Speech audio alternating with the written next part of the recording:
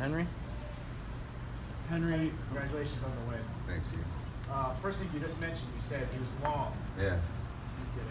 Did you do any training to deal with someone that length? Yeah, we have a bunch of guys emulating his style, but, you know, it's always, they can't always do it, you know, 100%. But he was super, not only was he long, he was super tough, dude. He had a really good poker face. And, you know, I knew I was hitting him with some big shots, especially to the body. You know, I was punishing that lead leg of his, and he didn't grimace not once, you know what I mean? And he was still putting it on me, dude. He was stalking me down. And that was kind of a surprise. I didn't think that was gonna go down like that. You know, I thought he was gonna try to use his length a little bit more. He was, but I didn't think he was gonna stalk me so much. See, about 1 minute left in the first period, first round, you just had to get it inside on him. You just had to land in a lot of shots. Yeah. Were you surprised at how many shots it took before you landed the big one to finish him? Yeah, big time. Yeah, like I was just saying, there's a couple other things that surprised me too. He was just super tough, you know. I went in there like super optimal, dude. I had like the best camp of my life. Everything was across the board. Everything was just on point, you know. So I was going in there to just like finish him soon, dude. Like I wanted him out of there within a round, you know. Make a statement, you know, because I got some other big fights lined up that I want to get at. And so, yeah, he didn't make it easy for me. So one thing you keep mentioning, you say since you joined the MMA lab, never looked so good. Yeah.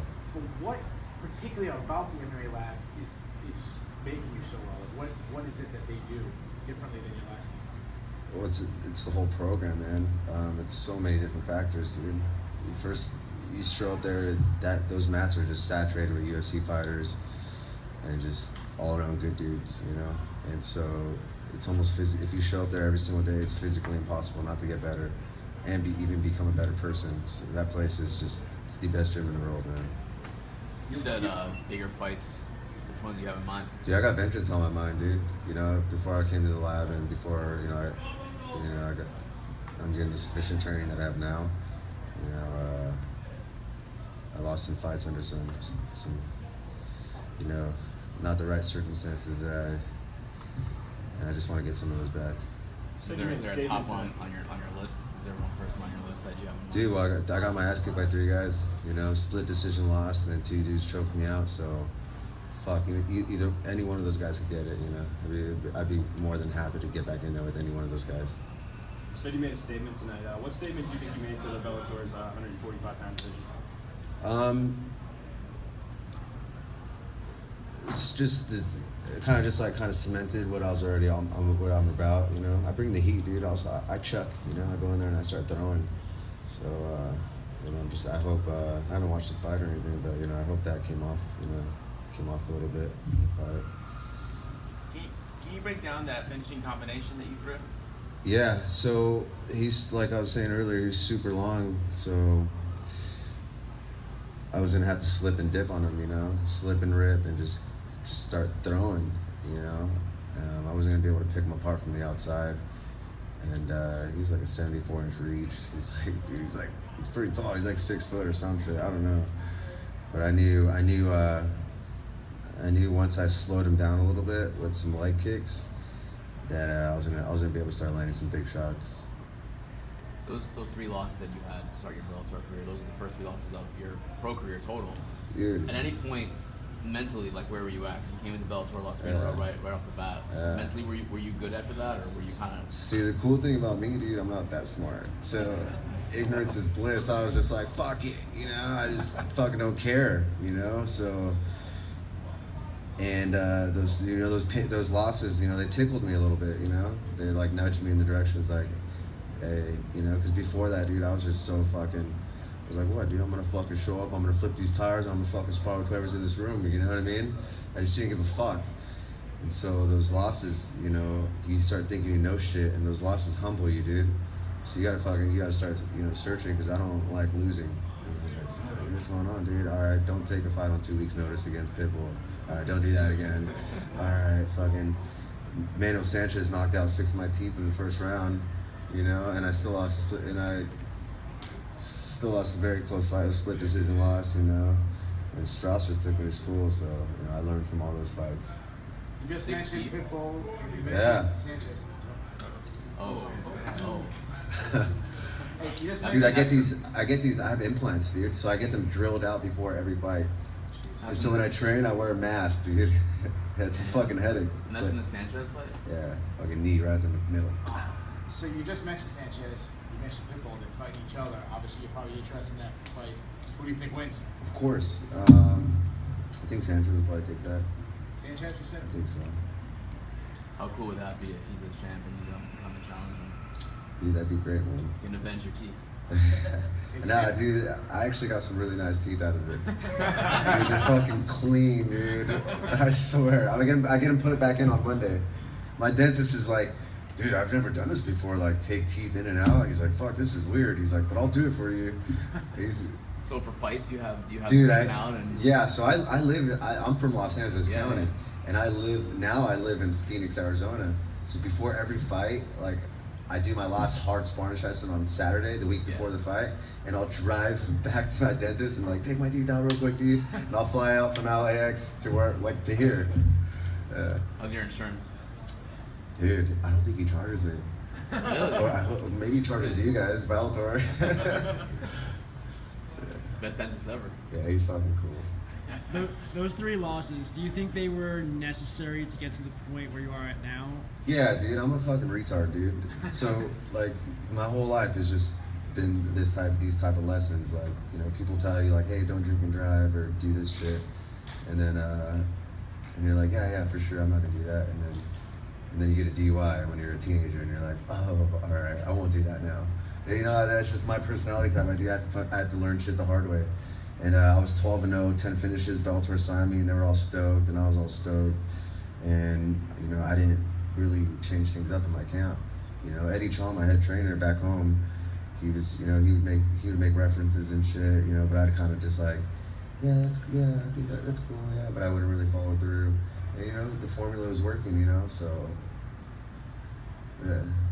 Who are some of the guys at the lab that have been helping you the most, that you've been sparring with, that Yeah. really changed? Well, everybody there, dude, like, helps you so much because you say, like, dude, some of the bigger guys or the smaller guys, even if you don't really train with them, you see them putting in work, and you see them, like, the way they carry themselves, and you see the way they're, you know, handling business, and you're like, oh, fuck, you know, and the mirror neurons start firing, and you're kind of like, oh, I could do that too, or, you know, and so everybody there is just leading by example, and there's so many guys, dude. You know, Scotty Holtzman just fought last week, Johnny Case fought tonight, Dave Bulldog Rashad, Mario Bautista, Kyler Phillips, Sugar Sean O'Malley, like, dude, there's so many. Ben Henderson? Huh? Ben Henderson? Oh, dude, yeah. See, I can't even consider him like a teammate. He's like on like a god level, dude. That guy's.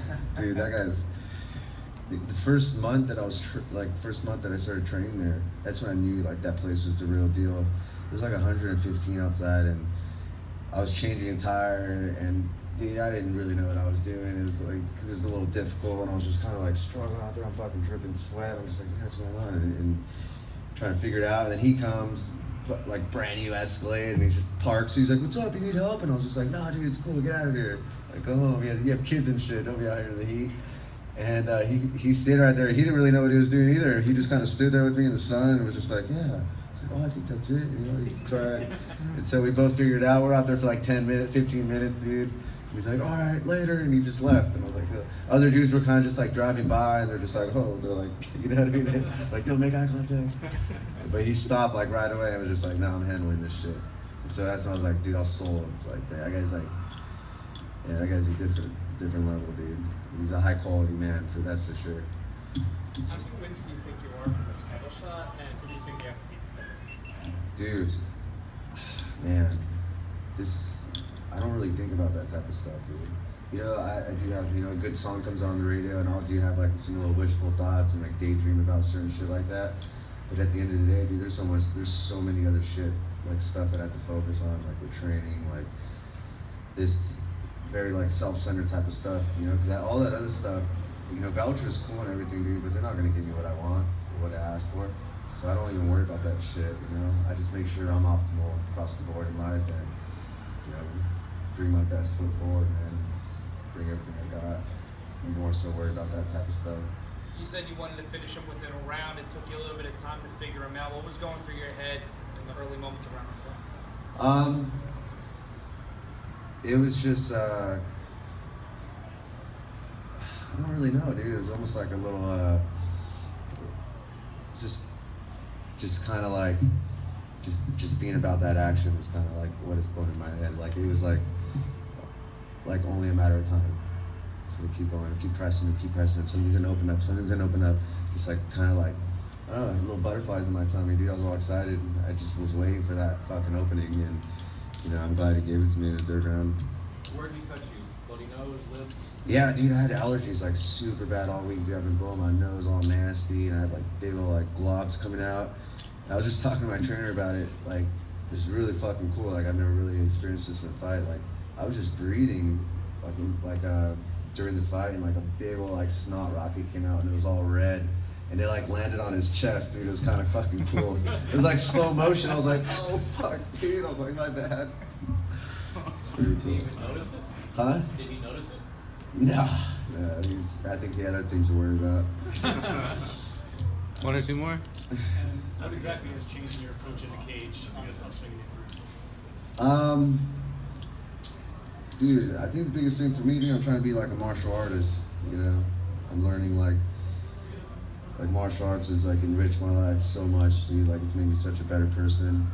Like I used to be like really like a shithead, dude. I wasn't like the best dude around, and you know, this journey, dude, and the people that you come across, like, man, fighters are so humble, dude, and like fight fans are super cool too, and they're always like kind of uplifting and, you know, kind of nudges you to always like better yourself, and I'm just so grateful for all this shit, man. What's the biggest lesson that you've learned since coming to the MMA lab?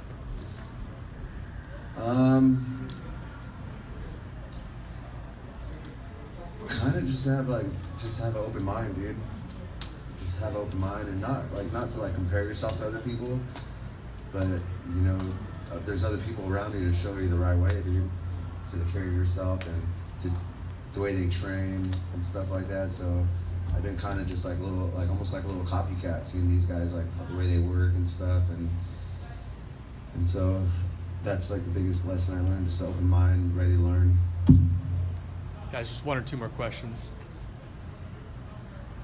When would you like to return? I think Bellator is coming back to my hometown at the Forum. January. Dude, I crushed it there in ticket sales. I think last time I almost did like 20 G's on tickets. Yeah, so I got all my fucking family coming and stuff. Like, dude, we're deep, so I'd love to get back in there and dance with somebody. That dollar sign flashing in your eyes. Oh yeah, dude, they've had me there the last 2 years. So, yeah. Congratulations. Thank you guys.